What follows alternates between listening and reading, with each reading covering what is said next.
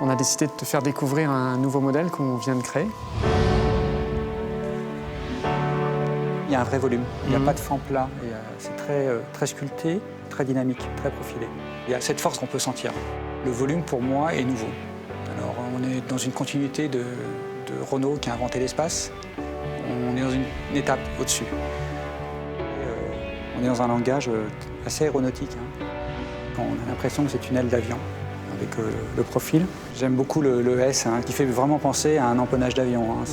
Toutes ces lignes en S, en fait, c'est de la fluidité. Ça crée une stature à la voiture. Les espaces précédents avaient une continuité. Celle-ci, il y a vraiment une rupture. C'est tout en détail. Ce que j'aime beaucoup sur l'extérieur sont tous les aspects de traitement des chromes. Tout est traité avec subtilité. C'est de l'élégance à la française, c'est la haute couture. La face avant, oui, c'est une Renault. Là, c'est évident. Là, on voit l'esprit de famille, on voit le branding, c'est bien clair. Je trouve que Renault vraiment ose faire des nouveaux volumes, continuer d'inventer des volumes comme ça.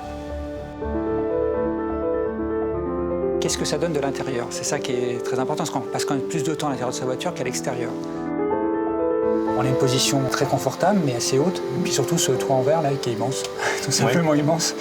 J'aime la position de conduite parce qu'on n'est pas assis comme dans un 4x4, on n'est pas assis comme dans une voiture, on est au milieu. Je crois que c'est un peu comme cette voiture, on est dans autre chose.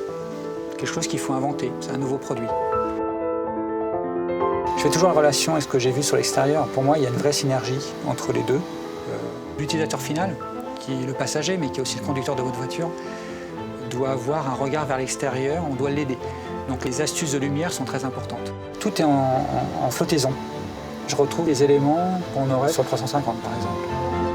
Le motif du film, c'est exactement les motifs aéronautiques qu'on a aujourd'hui sur nos sièges. Tout est très aérien.